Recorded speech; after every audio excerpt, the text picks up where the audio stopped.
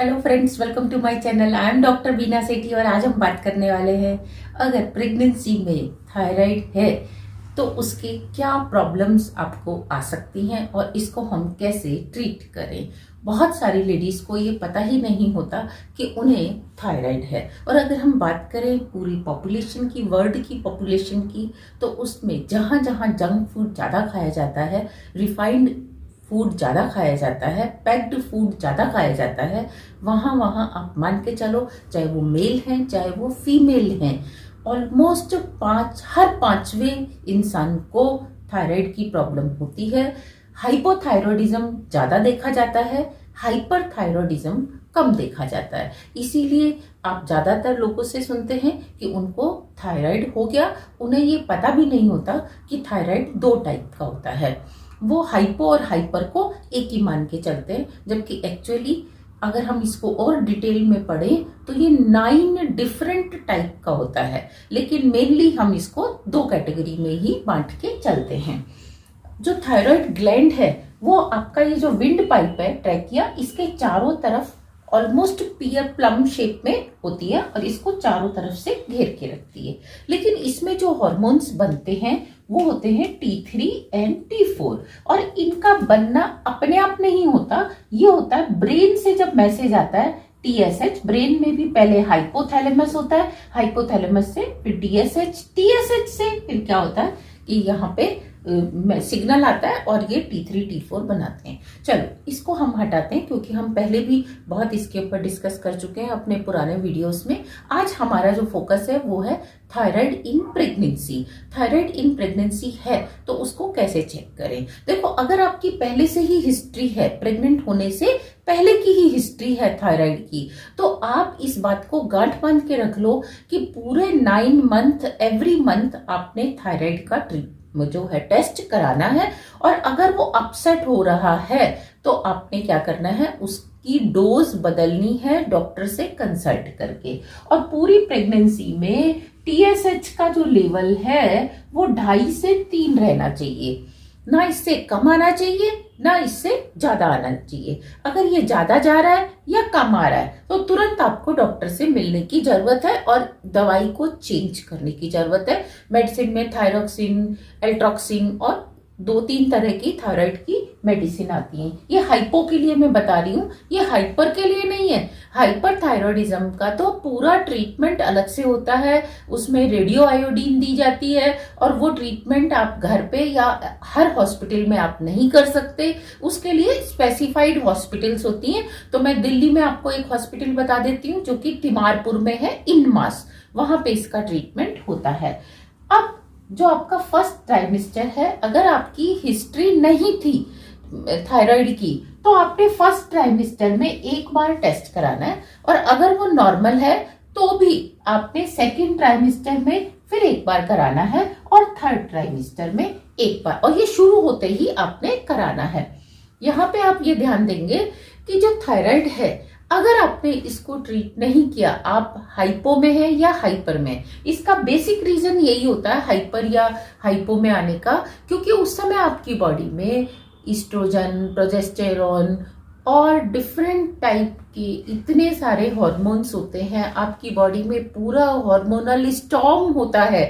खासतौर से first trimester में जैसे ही लेडी कंसीव करती है उसकी बॉडी में एक ब्लड के अंदर तूफान आ जाता है हार्मोन्स का। इधर से भी हार्मोन आ रहा है, उधर से भी हार्मोन आ रहा है, उधर से भी हार्मोन आ रहा है, कोई इधर जा रहा है, कोई इधर जा रहा है, तो पूरा एक तूफान मचा हुआ होता है, जिसके कारण उसको कई बार नोजिया और इसके साथ साथ डायरिया, कभी कॉन्स्टिपेशन, यानी कि किसी का भी इफेक्ट कहीं भी हो सकता है। और ये इसको कोई प्रिडिक्ट नहीं कर सकता कि इस लेडी के अंदर एक बार अगर ये डिफेक्ट, ये वाला प्रॉब्लम आई है तो दूसरी बार भी यही आएगी। सेम भी आ सकती है, डिफरेंट भी आ सकती है, क्योंकि वो हार्मोन कहाँ जाके आपकी अदर मेटाबॉलिज्म पे, अदर फंक्शंस पे कहाँ रिएक्ट करेंगे, नोबडी कैन प्रिडिक्ट।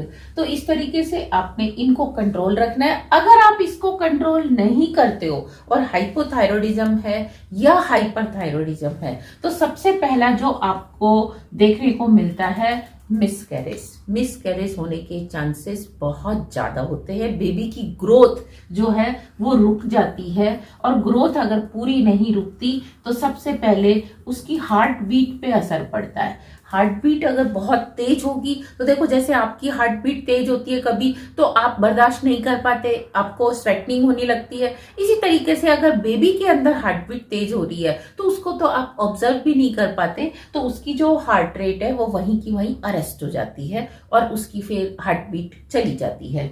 तो आप जब हार्ट बीट ही चली गई तो फिर ऐसा बेबी ग्रो नहीं कर पाता।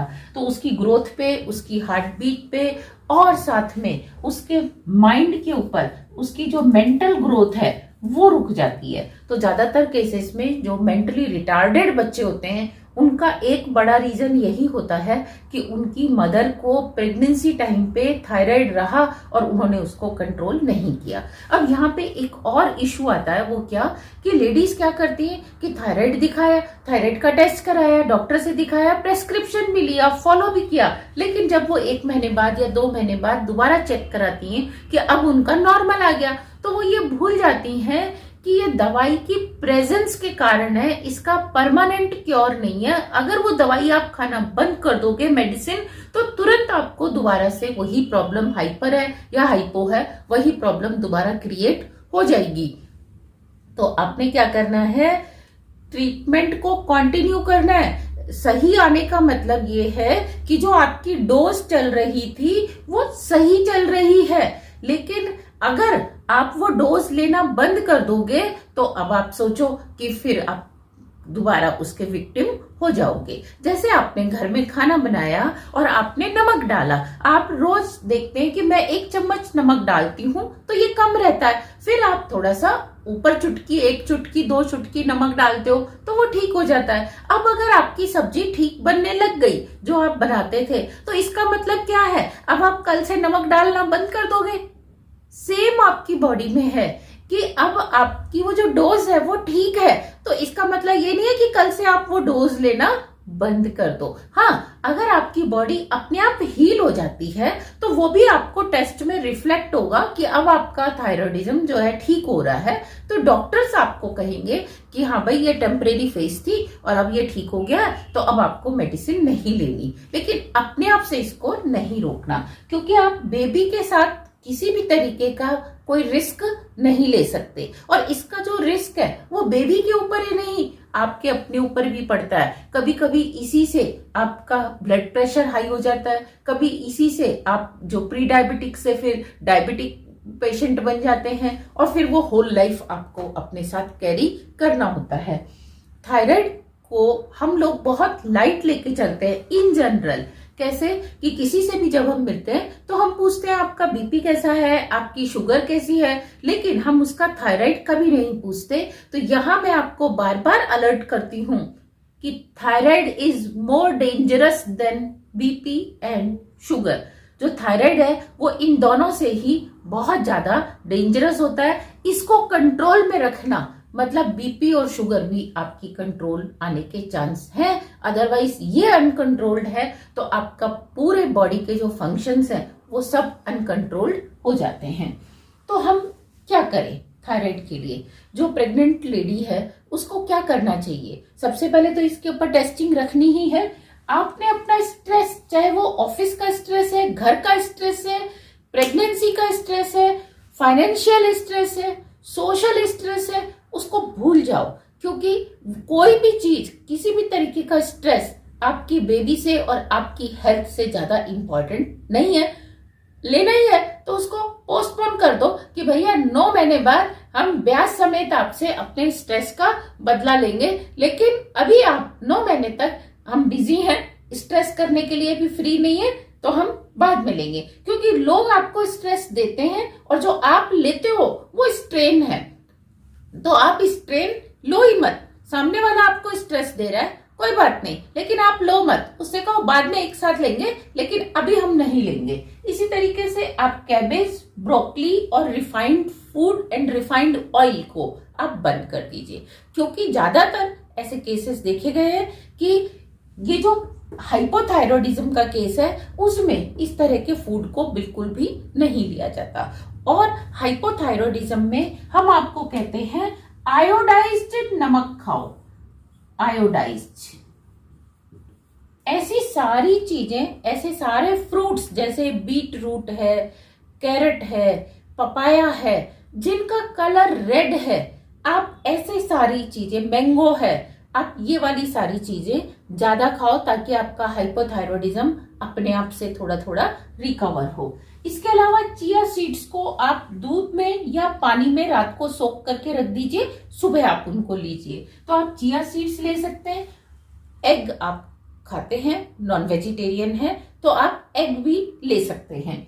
इसी तरीके से विर्जिन ऑयल जितने भी हैं, देखो हम जो मार्केट से लाते हैं रिफाइंड ऑयल, उसकी जगह आप विर्जिन ऑयल जैसे कोकोनट ऑयल है, इसी के साथ आप ग्राउंड नट ऑयल देखते हैं, मूंगफली का तेल देखते हैं, सरसों का तेल जो कि बिना रिफाइंड के है, जिसको फिल्टर नहीं किया गया, आप वो वाला ऑयल ज्यादा कंज्यूम करिए बजाय दूसरा ऑयल लेने के।